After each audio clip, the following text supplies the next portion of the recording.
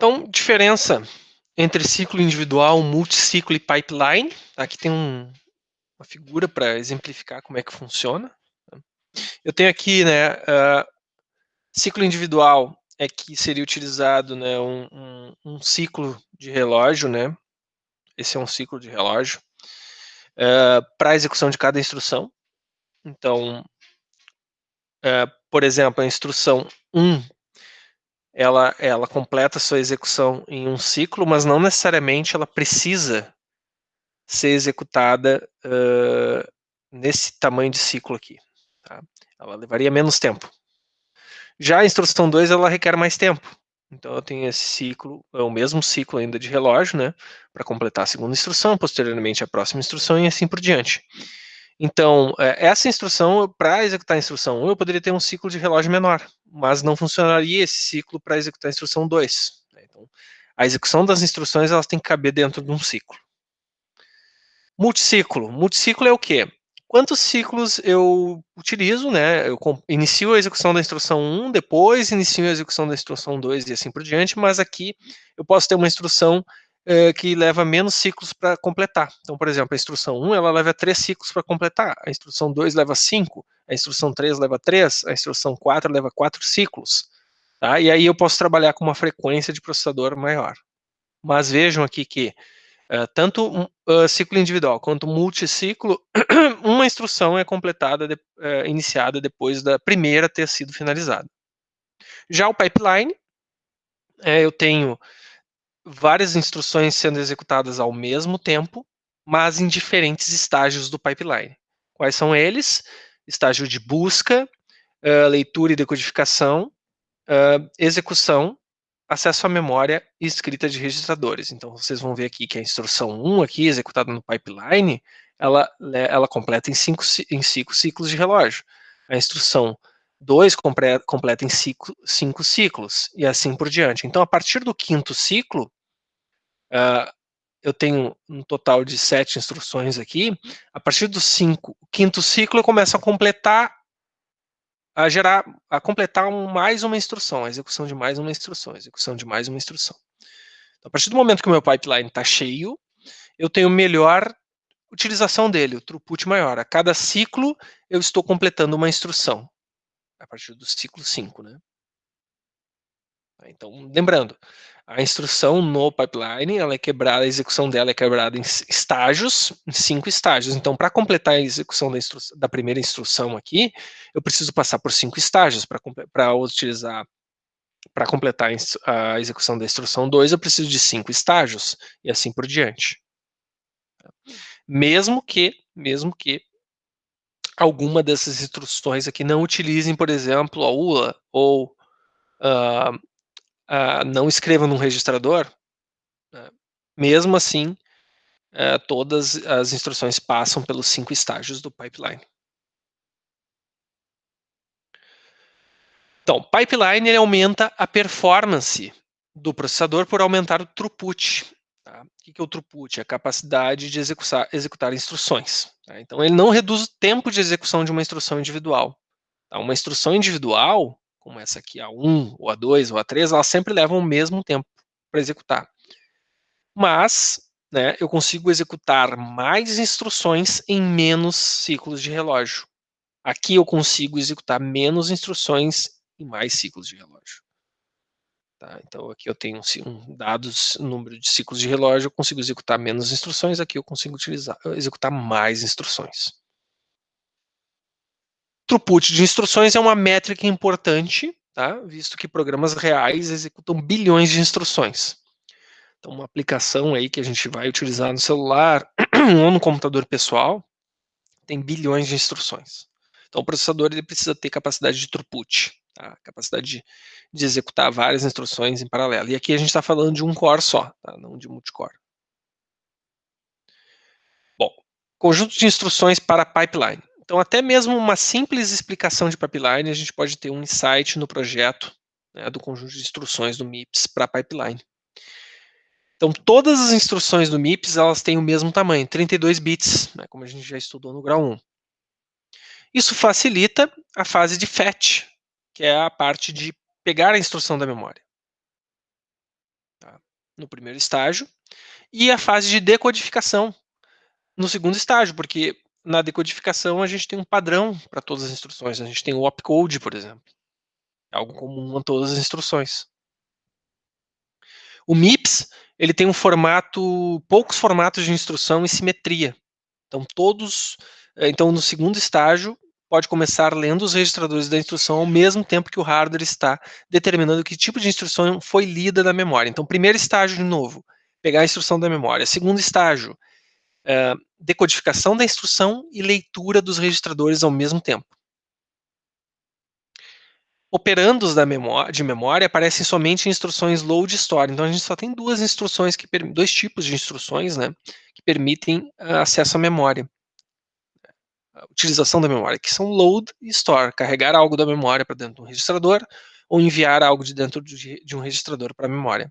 Então, dessa forma, a gente pode utilizar o estágio de execução para calcular o endereço de memória e acessar a memória do próximo estágio. Então, o estágio de execução, ele é o estágio onde ocorre a computação do endereço de memória para acesso à memória.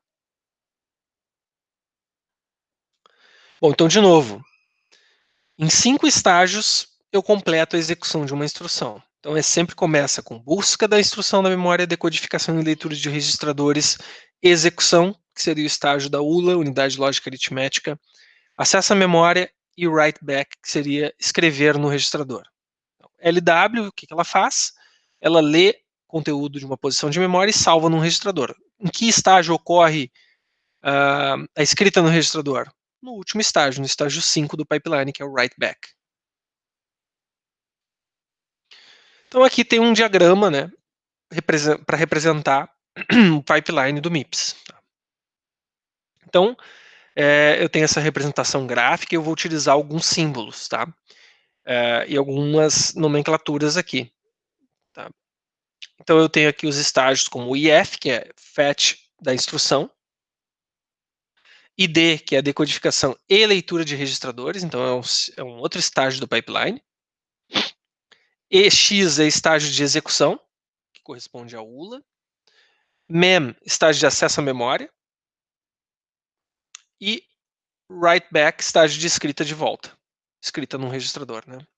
Bom, a gente tem de exemplo aqui a instrução de adição. Eu tenho a soma de dois registradores, T0 e T1, e eu tenho essa soma salva no registrador S0. Bom, a leitura ocorre no IF, a leitura dessa instrução da memória. O processo de decodificação e leitura de registradores ocorre nesse estágio. A soma do conteúdo dos registradores T0 e T1 ocorre nesse estágio de execução. Acesso à memória não está sendo utilizado, né? Não tem acesso à memória numa instrução de adição. E escrita vai ocorrer, né, no registrador S0, a resposta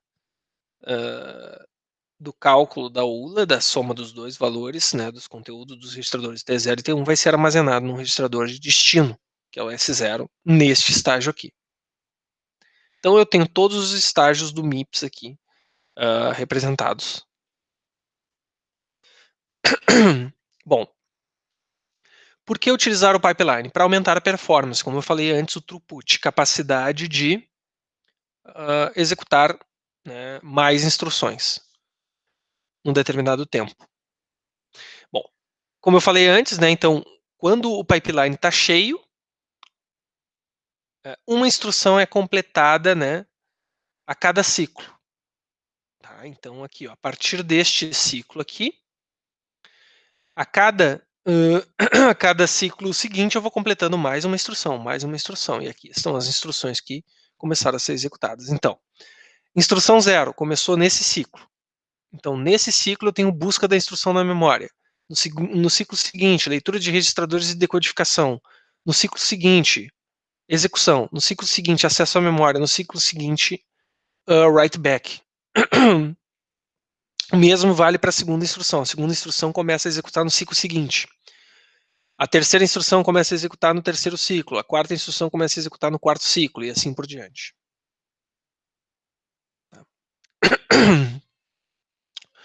Bom, então visualizando o pipeline, ciclo 1. A instrução 1 ela está no estágio de IM, leitura da instrução da memória. instruction fetch, né? Depois, a instrução 2, ela começa a sua execução no estágio IM e a instrução 1 está no estágio reg, né, no estágio de leitura de registradores e decodificação. No próximo ciclo, no ciclo 3, eu tenho o início da instrução 3, a instrução 2 está no estágio de decodificação e a instrução 1 está no estágio de execução. No ciclo 4, eu comecei a execução da instrução 4, que está no ciclo de leitura da memória, instruction fetch. A instrução 3 está no estágio de decodificação e leitura de registradores, a instrução 2 está no estágio de execução, a instrução 1 está no estágio de acesso à memória. No ciclo 5, eu tenho a instrução 5 sendo iniciada, a sua execução, né, a leitura da instrução da memória. Instrução 4 está no estágio agora de decodificação e leitura de registradores. A instrução 3 está no estágio de execução, a instrução 2 está no estágio de acesso à memória, a instrução 1 está no estágio de write back, escrita no registrador. Tá? Isso é visualizando o pipeline, é uma forma de visualizar o pipeline. Outra forma de visualizar o pipeline é dessa forma, visualizando o pipeline em que eu vejo cada um dos estágios separadamente, né? Então, aqui, se a gente avançar, né, a gente fica com este processo aqui. Então, no ciclo 5, no quinto ciclo, eu completo a instrução 1. No sexto ciclo, eu completo a instrução 2. No sétimo ciclo, eu completo a instrução 3 e assim por diante. Tá? Então, vejam aqui, ó, que no mesmo ciclo de relógio, eu tenho cada uma das instruções num estágio diferente do pipeline, utilizando um recurso diferente do processador.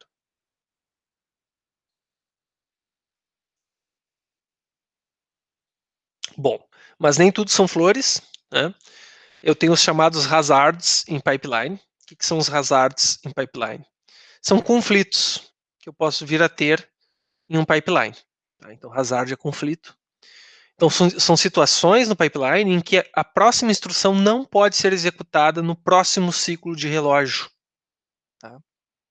Como a gente estava vendo aqui, a gente sempre tinha uma instrução, a primeira instrução e a segunda instrução executava um ciclo depois, a terceira iniciava um ciclo depois da segunda e assim por diante, né? Tudo funcionando de uma maneira bem eficiente. No caso de um conflito ou hazard, eu não posso iniciar, por exemplo, uma segunda instrução após a primeira, porque eu tenho uma dependência, por exemplo, de informação. Então, hazard estrutural. Existem, né, alguns tipos de hazard, tá? Eu tenho o hazard estrutural. O hazard estrutural hardware não suporta a combinação de instrução a ser executada no mesmo ciclo de relógio. Exemplo, máquina de lavar e secar, uma única memória para instruções e dados. Tá? Então, máquina de lavar e secar e uma única memória para instrução e dados. Então, dessa forma, eu não posso ter acessos individuais.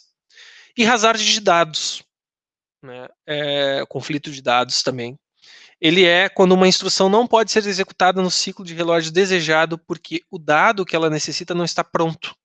Então, dessa forma, uma etapa do pipeline deve aguardar uma outra completar.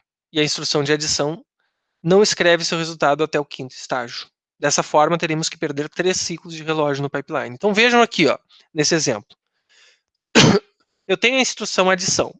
Eu tenho a soma de T0 com T1 e a resposta nessa soma vai ser armazenada no S0. Quando é que ocorre a escrita do registrador S0? No quinto ciclo do pipeline. No quinto ciclo. Já a subtração, que é a próxima instrução, ela depende do resultado da anterior. Então, quando é que o resultado vai estar pronto? Só no quinto ciclo. Então, eu não posso iniciar essa instrução entrar no pipeline, a primeira, e a segunda entrar um ciclo depois. Não vai funcionar. Por quê? Porque se isso acontecer, eu tenho um problema de dependência. Quando eu fizer a soma de S0 com T3, eu não vou estar somando um valor correto. Não vou estar somando o resultado de T0 com T1 com T3. né, porque não está pronto ainda o resultado. Só vai estar pronto no futuro, tá? Então aqui tem um exemplo de hazard estrutural, tá? Para dar um exemplo para vocês, correção com uma memória para dados e outra para instrução. Então, dado o problema aqui, eu tenho uma memória, ó, LW. Eu tenho aqui uma instrução LW, que ela começa num primeiro ciclo aqui, de busca da instrução da memória, passa pelo ciclo de decodificação e leitura de registradores, execução, acesso à memória. Tá? Veja que a instrução seguinte, ela não tem conflito ela não tem conflito aqui de recurso do pipeline. Né? A primeira instrução está usando o estágio de decodificação e leitura de registradores e a instrução seguinte aqui está utilizando acesso à memória, né? A leitura da memória. Mas a instrução 3, no mesmo ciclo de relógio, as duas estão acessando a memória. Então, essa está tentando ler um dado da memória, que é a instrução LW, carregar uma instrução, um valor da memória, e essa aqui está tentando ler uma instrução da memória. Essa está tentando, então, carregar um dado da memória, e essa quer ler uma instrução da memória. Então, como é que a gente resolve esse hazard estrutural? Duas instruções querendo acessar a memória para propostas, para propósitos diferentes, né? A correção é com uma memória para dados e outra para instrução. Dessa forma, a gente poderia ter dois recursos aqui, né? Então, esse recurso aqui não iria interferir nesse. Aqui, no caso, é um exemplo do mesmo recurso, tá? Sendo utilizado por duas instruções diferentes. Não vai dar certo, tem que ser recurso diferente. Então, uma memória para dados e outra para instrução resolveria o problema de um hazard estrutural como esse. Hazard de dados. Então, digamos que eu tenho aqui, ó, essa instrução, tá? Uma instrução de adição. Tá? Depois eu tenho uma instrução de subtração sendo iniciada. Depois uma instrução de lógico, né? Uma instrução de ou lógico, uma instrução shor. Bom, vejam que aqui a primeira instrução não importa os outros dois registradores aqui sendo os operandos, mas o destino é esse aqui, é o $1, o registrador 1. A instrução de subtração, ela vai fazer o $1 menos o $5 armazenando o $4. Tá? Se eu iniciar a instrução de subtração nesse ciclo aqui, no próximo ciclo eu estou lendo o conteúdo do registrador $1. Quando eu estou lendo aqui, eu estou lendo uma informação que só vai estar pronta aqui no futuro. Só vai estar pronta no quinto estágio. Então, o que eu estou lendo aqui do $S1 é um lixo, é um valor inválido. Não é o valor que correto, porque eu teria uma instrução de adição anteriormente. Então, quando eu tento decodificar e ler os registradores no segundo estágio de execução da instrução de subtração, eu estou lendo uma informação que só vai estar pronta lá no quinto ciclo. Então, esse é o problema aqui dessa dependência. O mesmo ocorre para o E-lógico. O E-lógico usa aqui a instrução $1, o registrador $1. Vejam que ele tenta decodificar o $1 aqui. Lê o registrador $1 aqui no segundo estágio, mas só vai estar pronto no quinto estágio. Então, estou lendo no quarto estágio, quarto ciclo, né? Só vai estar pronto no quinto ciclo de relógio a execução da instrução de adição, a primeira. Bom, já a próxima instrução, OR, ela vai ler o conteúdo do registrador $1 nesse ciclo aqui, no quinto ciclo. Nesse quinto ciclo, eu consigo ler a informação correta já. Então, a adição vai ter sido completada e o registrador já vai ter o valor correto e eu estou lendo ele no mesmo ciclo. É possível ler no mesmo ciclo. Na metade do primeiro ciclo, ocorre a escrita no registrador, na segunda metade ocorre a leitura do registrador. Tá? E a instrução shor, ela não teria nenhum problema, né? Ela começa a sua execução no quinto ciclo, no sexto ciclo de relógio, ela efetua a leitura do registrador. E o registrador já foi, a instrução de adição, ela já foi completada no ciclo anterior, então eu já vou ter o valor correto aqui lido pelo registrador. Tá? Então aqui é bem simples de ver nas flechas azuis aqui, que eu estou decodificando a instrução e lendo o conteúdo do registrador 1 antes de estar pronto o resultado. O resultado só vai estar 2 ciclos à frente, seu valor disponível. Alguma dúvida aqui, pessoal? Vocês conseguem enxergar esse conflito aqui? Então, o conflito está aqui, ó.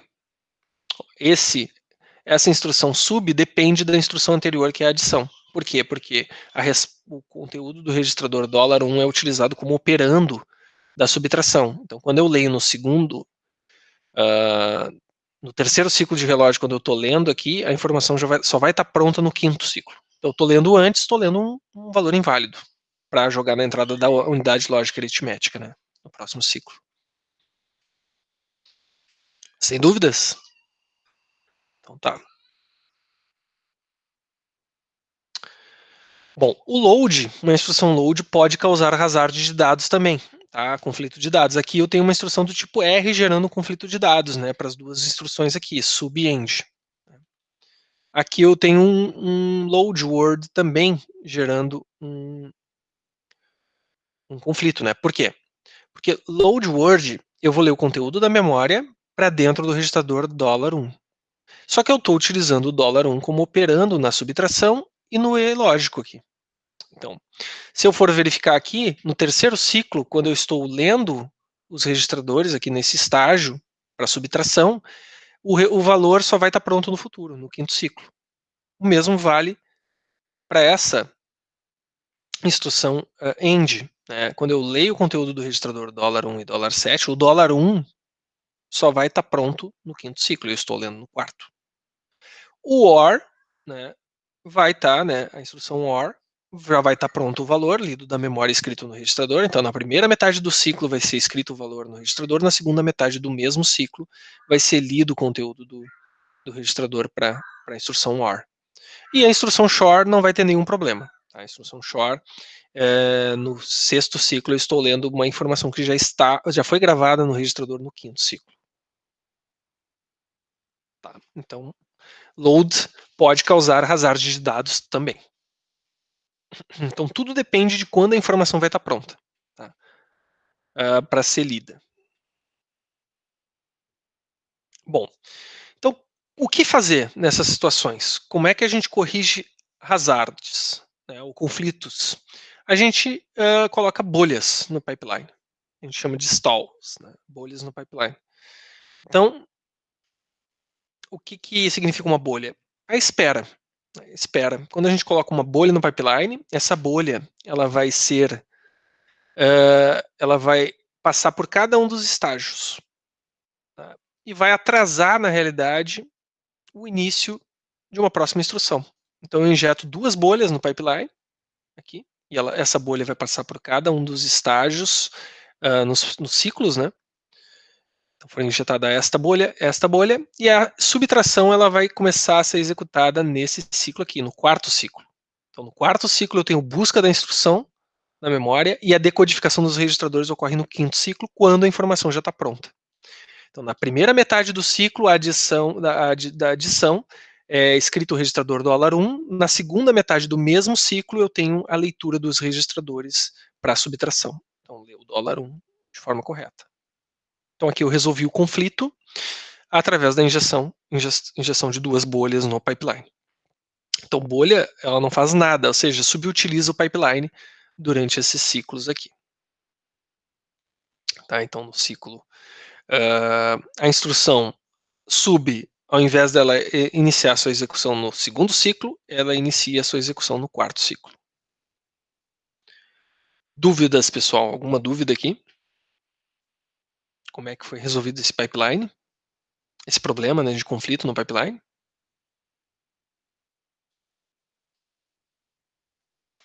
Beleza. Tá, o que fazer, então? Poderíamos confiar, né, por exemplo, que os compiladores iriam remover todos os hazards. Então, por exemplo, quando a gente compila um programa em linguagem de alto nível, o compilador ele poderia injetar instruções do tipo NOP, que é uma instrução que não faz nada, como se fosse uma bolha, né, no processador, uma bolha no pipeline. Então, colocar instruções que não fazem nada entre as instruções, né, que tem um conflito, né, para que tudo funcione de forma eficaz. Mas o resultado não é satisfatório. Tá?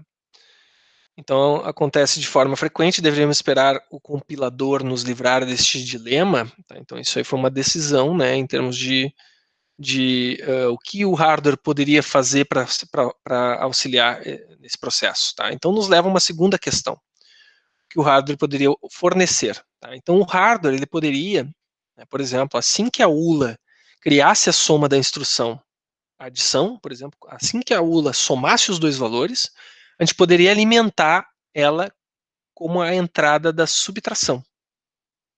Então, a partir do momento que eu somei um valor, eu já posso pegar esse resultado e utilizar para subtração, ao invés de esperar esse valor ser escrito no registrador, para depois ler do registrador e utilizar na subtração.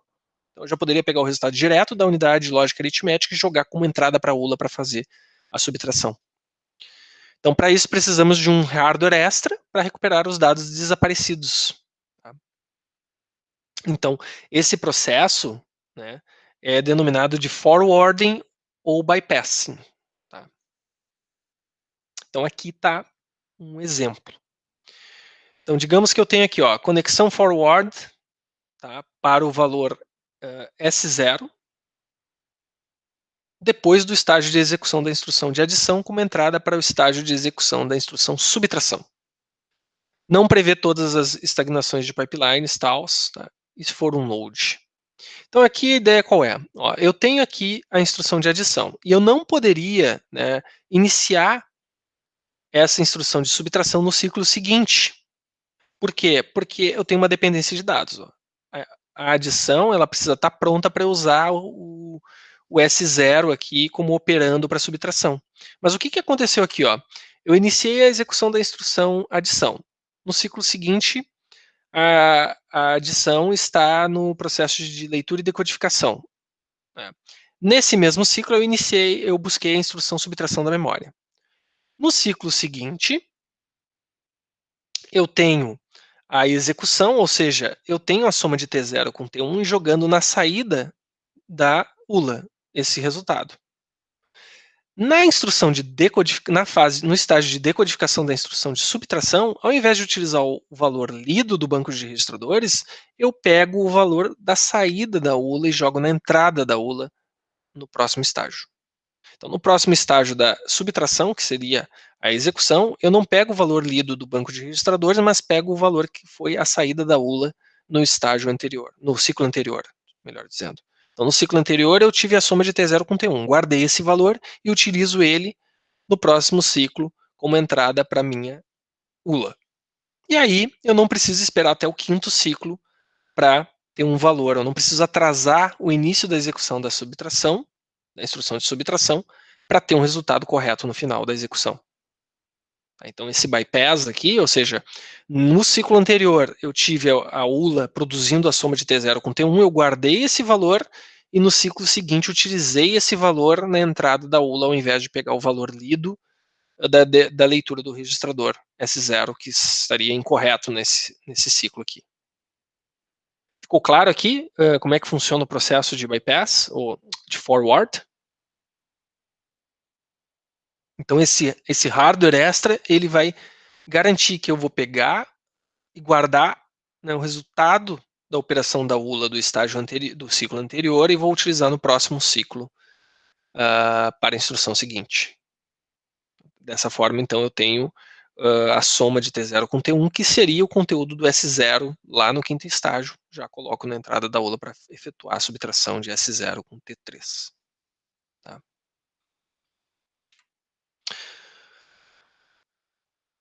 Bom, o caso do load.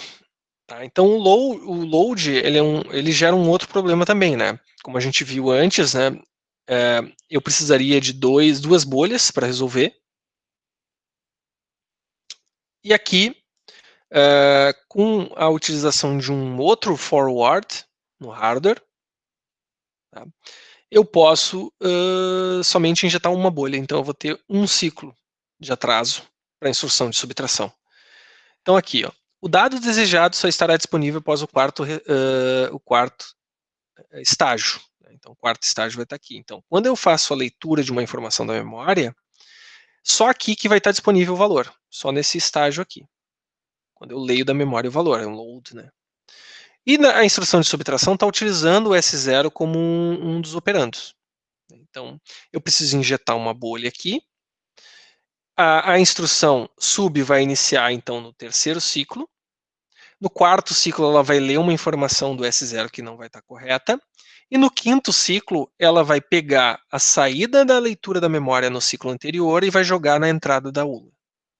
Dessa forma, eu não vou estar utilizando, né, o registrador S0 lido, o conteúdo do registrador S0 lido no ciclo anterior, mas sim o que foi lido da memória, que seria, né, que vai ser, né, gravado no registrador S0 no quinto ciclo. Então, eu pego aqui essa informação e já utilizo no próximo ciclo de relógio como um valor de entrada para a ULA. Dessa forma, eu consigo ter somente um ciclo de relógio de atraso aqui, né, por meio dessa bolha aqui, né, que foi injetada. Então, a instrução sub, ela não poderia ser iniciada no segundo ciclo, mas sim ela pode ser iniciada no terceiro ciclo com este hardware de encaminhamento.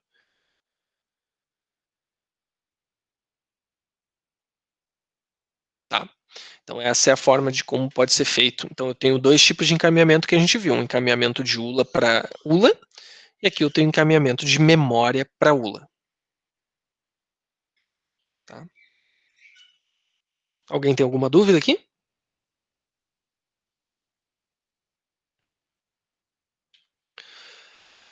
Bom, então aqui eu tenho um diagrama, tá? Eu tenho um encaminhamento de ULA para ULA, tá? Que está aqui, ULA para ULA. E eu tenho um encaminhamento de memória para ULA. Tá vendo aqui, ó? Saída da memória, joga para a entrada da ULA. Saída da ULA, joga para a entrada da ULA. Saída da ULA, joga para a entrada da ULA. Tá? Então eu tenho aqui as formas de como permitir, né, que eu tenha o início da execução das instruções aqui, essa sequência de instrução, né, adição, subtração e end envolvendo o registrador $1, uma iniciando, né, no próximo ciclo. Tá? Então, os tipos de encaminhamento que eu vou ter, e no caso aqui, os encaminhamentos que eu vou utilizar somente vão ser os encaminhamentos de ULA para ULA. Né? Então, tem encaminhamento de ULA para ULA, encaminhamento de ULA para ULA, porque essas instruções aqui, elas não envolvem acesso à memória. Né? Mas onde é que fica armazenada a informação? Então, na saída da ULA, eu tenho esse elemento em azul aqui, que é onde eu guardo a informação para ser encaminhada para ser utilizada no próximo ciclo de relógio.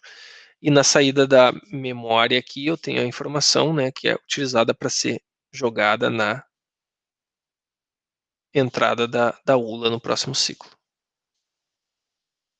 Tá?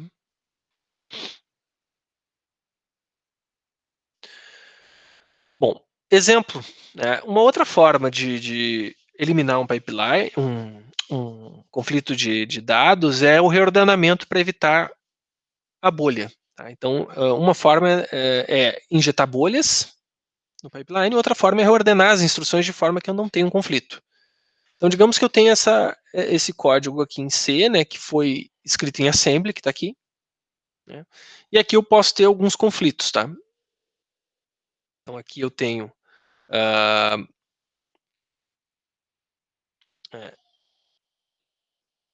aqui, né, as instruções, ó, se a gente for observar, eu tenho um T1 aqui, que vai ser o lido conteúdo da memória para dentro de T1. Eu tenho um T2 que vai ler o conteúdo de uma posição de memória. E aqui a adição, ela utiliza tanto T1 quanto T2. Tá? Então eu teria um conflito aqui. Né? Eu teria um conflito. Então, de forma a evitar, né, que eu tenha que adicionar bolhas aqui e atrasar o tempo, né, levar mais tempo para executar esse bloco de código, eu poderia ter um reordenamento das instruções. Então, através do reordenamento das instruções, colocando a instrução load word T4 entre load word e adição, eu consigo fazer a execução aqui. Tá? Então, ambas as instruções de adição tem hazard, devido à respectiva dependência em relação à instrução LW. Tá? Então, essa versão de código acabaria de executar alguns ciclos a menos que o código original. Então, o código original ele iria requerer, né, necessitar de uma bolha, de bolhas, né, para permitir que a adição fosse executada de forma correta. Já esse aqui, com o reordenamento, eu não vou precisar. Tá? Bom, hazard de controle. Então, é um outro tipo de hazard. Então, a gente tinha o hazard, né, de novo, lá do início. A gente tinha o hazard estrutural. Onde é que está aqui? Aqui. Hazard estrutural, hazard de dados, e agora eu tenho o hazard de controle. É o terceiro tipo, né, surge da necessidade de tomar uma decisão baseada no resultado de instruções, enquanto outras estão executando. Então, um exemplo seria o quê? Instrução de branch. Então, instrução de branch, ela é uma instrução que permite desviar por uma posição de memória para executar um código. Né? Caso, por exemplo, BQ, eu tenho a comparação de dois registradores. Se eles forem iguais, eu salto para uma posição de memória onde tem um bloco de código a ser executado. Caso contrário, continuo executando a instrução seguinte. Então, no próximo ciclo de relógio, uma instrução de branch, devemos pegar a próxima instrução. Tá? Então, no próximo ciclo de relógio, uma instrução de branch, a gente deve pegar a próxima instrução. Mesmo assim, o pipeline não tem como saber qual instrução deveria ser, uma vez que ele recém recebeu a instrução branch na memória. Então, quando eu decodifico, quando o processador lê da memória a instrução branch, no ciclo seguinte ele deveria colocar uma outra instrução no pipeline. Mas ele não sabe qual instrução colocar, porque o branch que vai decidir qual instrução vai ser, de qual posição de memória deveria ter sido lida a instrução. Né?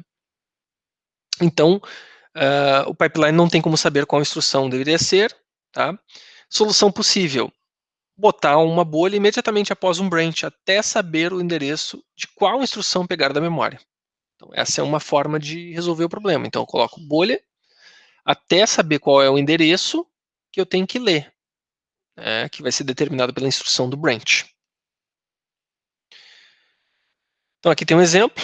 Tá? Então, digamos que eu tenho aqui uma instrução de...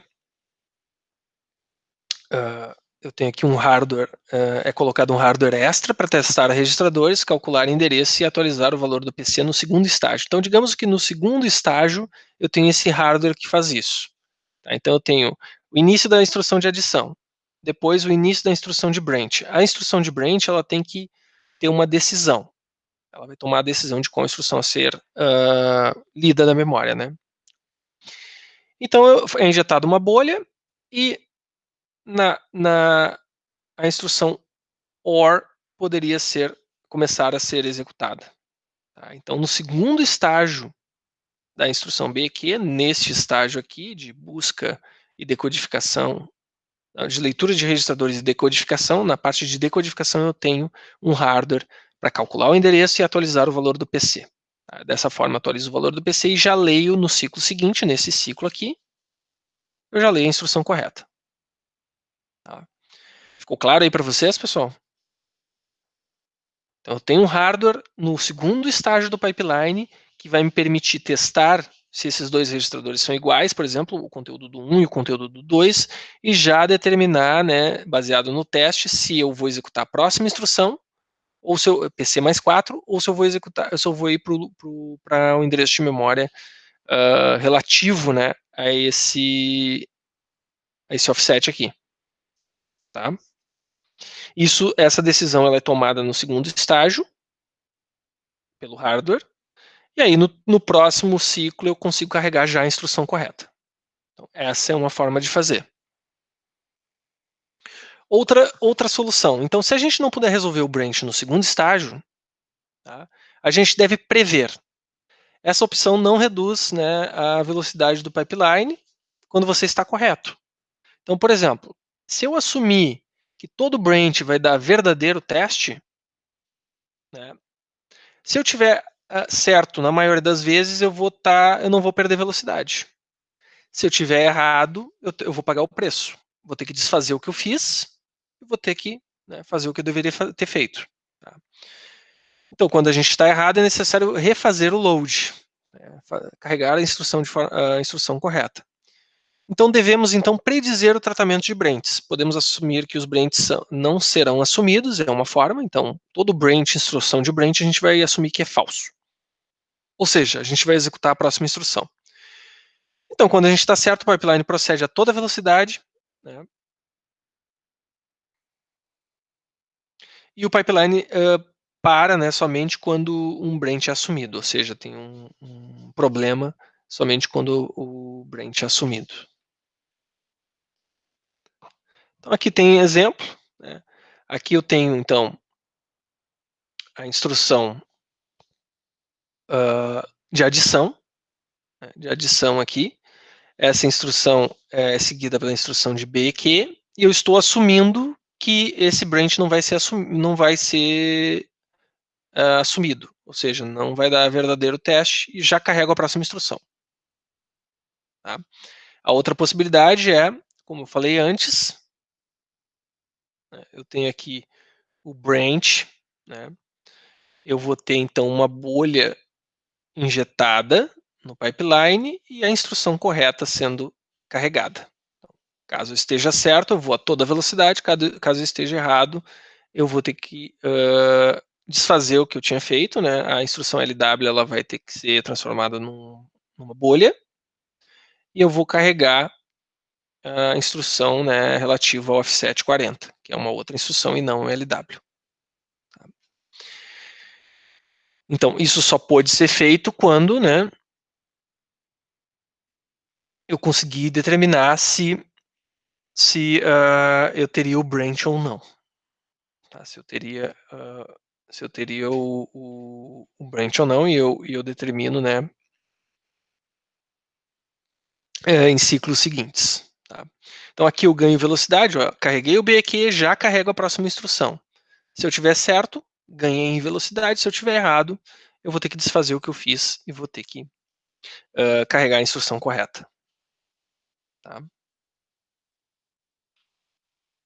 Então, concluindo, o pipeline, tá, ele aumenta o número de instruções executando simultaneamente e a taxa com que as instruções começam a completar sua execução. Tá? Então, eu tenho dependendo do número de instruções que eu tenho no pipeline, a cada ciclo eu começo a liberar mais uma instrução, completar mais uma instrução. Então, eu tenho um throughput maior. O pipeline, ele não reduz o tempo para completar a execução de uma instrução individual. Todas as instruções, elas têm a mesma latência, ou seja, elas levam 5 ciclos de relógio para completar a sua execução. Tá? É quebrado em 5 ciclos de relógio uma instrução, cada estágio é dentro de um ciclo, e para completar a execução de uma instrução, eu preciso passar por todos os ciclos. Então, a latência ela não é alterada, tá, de uma instrução individual. DataPath Control. Então, a figura do próximo slide ela vai mostrar um DataPath com ciclo individual, single cycle, tá, com os estágios do pipeline identificados. A divisão de uma instrução em 5 estágios significa um pipeline de 5 estágios, como eu falei antes, né? Então, permite que até 5 instruções estarão em execução durante qualquer ciclo de relógio. Então, aqui eu tenho a quebra do nosso DataPath com cada um dos estágios do pipeline. Então, aqui eu tenho um nosso DataPath mais simplificado no MIPS, tá? Eu tenho aqui, nessa parte, eu tenho Instruction Fetch. Essa é o estágio do Instruction Fetch. Essa parte do hardware é decodificação e leitura de registradores, decodificação da instrução e leitura de registradores ao mesmo tempo. Depois eu tenho execução e cálculo de endereço, né, na unidade lógica aritmética, acesso à memória e o write back, que é a escrita no registrador. A escrita no registrador se dá pela seleção do multiplexador desse valor aqui, voltando lá para o banco de registradores. Tá? Então, a gente deve separar o DataPath em 5 pedaços. Né? Como a gente vê aqui é só uma delimitação. Tá? Mas como é que a gente separa de forma efetiva e implementa o pipeline? Tá? Então, a linha de dados ela está em azul para exemplificar os casos em que os dados não vão da esquerda para a direita no datapath do pipeline. Bom, forma de análise. A gente tem que fingir que cada instrução tem seu próprio datapath. Essa é uma forma mais fácil de analisar. Então, a gente deve colocar o datapath de cada instrução em uma linha no tempo. O próximo slide sugere que as 3 instruções precisam de 3 datapaths. Então, só para a gente ter uma ideia, tá? Ao invés da gente adicionar registradores para manter um dado tal que porções de um único datapath pode ser compartilhado durante a execução das instruções. Então, aqui eu tenho, né, um exemplo em que eu tenho cada um dos ciclos, e cada um dos ciclos eu tenho uma instrução num estágio específico do pipeline, como a gente tem visto. Tá? Aqui, a memória de instrução é utilizada somente em um dos 5 estágios de uma instrução, permitindo que a gente compartilhe, né, para as instruções seguintes durante os outros 4 estágios. Né? Então, né, que a memória de instrução ela só é utilizada num ciclo pela instrução LW, depois num ciclo pela outra instrução LW, depois num ciclo pela outra instrução LW, e assim por diante. Então, para manter o valor de uma instrução individual para os outros 4 estágios, o valor lido da memória deve ser salvo em um registrador. Então, por exemplo, se eu leio uma informação aqui, ó, nesse estágio, eu preciso ter a informação disponível aqui no segundo ciclo, porque uma nova instrução vai ser lida da mesma memória. Então, eu preciso guardar, ó, nesse ciclo eu li essa instrução da memória, preciso guardar essa informação para decodificar ela no ciclo seguinte. No ciclo seguinte, ao mesmo tempo, eu tenho uma nova instrução sendo carregada. Tá? Então, eu preciso de um registrador, eu preciso guardar essa informação do ciclo anterior para utilizar no ciclo seguinte. E o mesmo vale para os outros estágios. Então, a gente deve posicionar registradores se há estágios, né, linhas divisórias entre os estágios. Então, aqui, né, vou exemplificar para vocês, né, a versão do pipeline do datapath, em que a gente vai utilizar registradores entre os estágios do pipeline. Tá? E o nome dos registradores vai ser exatamente a fronteira entre eles. Então, por exemplo, o registrador entre IF e ID, o estágio de instruction fetch e de decodificação e leitura de registradores, é denominado de IF/ID. Tá? Então, aqui está os nossos registradores que delimitam o pipeline. Tá? Então, eu tenho aqui a leitura da instrução da memória, é jogado neste registrador aqui. No ciclo seguinte, eu vou pegar a informação daqui e vou decodificar. Vou decodificar e vou ler os registradores. Tá? O mesmo vale para cá. Eu tenho aqui esse registrador que é a fronteira entre o ID e o EX, depois a fronteira entre o EX e o EM, e a fronteira entre o EM e o WB. Tá? Então, dessa forma eu consigo implementar o pipeline. Então, cada registrador deve ser capaz de armazenar todos os dados correspondentes às linhas que passam por eles. Então, vejam aqui, ó, que eu tenho esse valor aqui, tenho esse outro valor, tenho esse outro valor, tenho esse outro valor. Então, esse registrador deve ser capaz de armazenar todos esses valores para que eles possam ser lidos desse lado aqui, nesse estágio do pipeline. Então, IF/ID tem 64 bits, né, porque eu tenho IF/ID tem 64 bits, 32 bits daqui, 32 bits daqui. Né? Esse outro aqui, o ID/EX, ele tem 32, mais 32, mais 32, mais 32, e assim por diante. Tá?